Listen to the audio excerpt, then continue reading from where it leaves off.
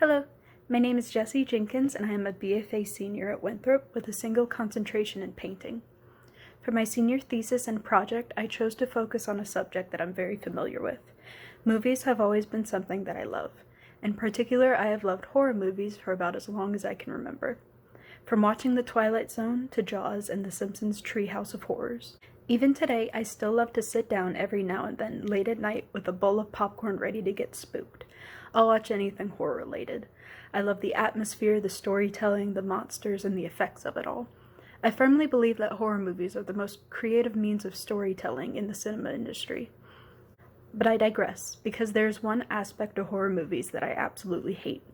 Yet it is most of the time overlooked completely, which is the way that female characters are treated and represented. Most of the time it's a token hot girl model that is there to make dumb decisions and be an easy kill for the antagonist. Or other times the main female character of the movie is stalked and beaten and tortured and then just killed off in the end. And therein lies the problem. A girl being hunted down by a masked killer is seen as just another horror movie trope, when it is in fact not. The violence that is used against women in horror movies is not fictional. It is real and it happens every day across the world. Studies show that 70% of women in the US have experienced physical violence and/or sexual violence. It's estimated that 87,000 women across the world are killed yearly from sexist crimes by random men, their spouses, or members of their own family. And while these statistics are horrifying and tragic, my reason for creating this body of work is not meant to be a commentary on sexism or the problems of the movie industry. This work is simply a reminder that those women you see on TV fighting for their lives are not only actresses, but they are also real women. Their fear is universal, and it shouldn't be forgotten or critiqued. As you can see in the photograph shown, I hand-selected 9 actresses from popular classic horror movies. I chose each character based on their recognizability and the circumstances they face in their respective movies. My goal was to paint characters with plot lines that each undergo somewhat common scenarios to that of real life. For example, with my first 8x8 wooden panel, I have Shelley Duvall playing the character Wendy Torrance from The Shining in 1980. The character that Miss Duvall plays is a tired mother who spends a third of the movie being chased and hunted down by her alcoholic husband. In the end, she just barely manages to escape with her young son. The image that I used as reference for the painting is a still from the movie itself. It truly captures the fear she has for her husband's actions, the fear of not making it out alive, and the fear for her son's safety. My next panel features the oldest movie on my roster, and that is Janet Leigh as the character Marion Crane in 1960s Psycho. The scene I painted her from is perhaps considered the most famous scene in cinema history. It is when her character is stabbed to death by the creepy motel manager. While she is in the shower, after being stalked and watched without her consent, she is then murdered brutally in her most vulnerable state. The fear that actress Janet Leigh felt while filming this scene caused her to never shower again, opting for baths instead so she could feel safer in her own home.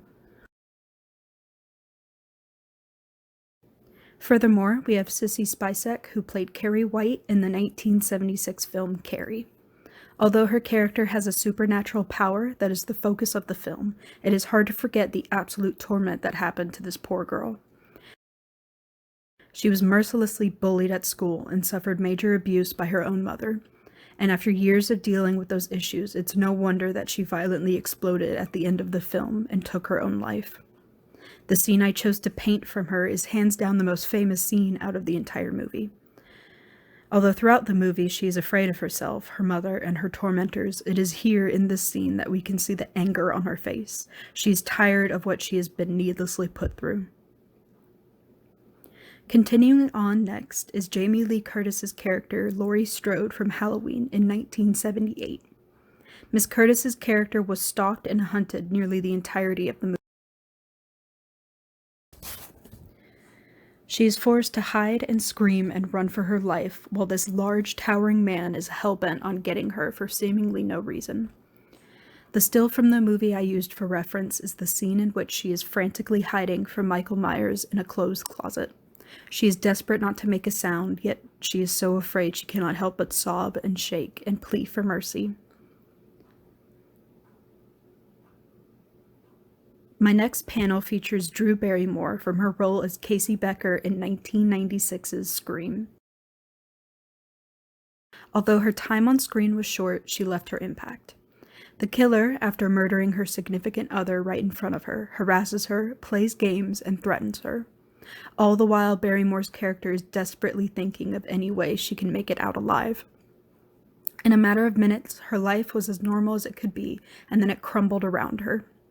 From an average day to being hung in a tree for her parents to find.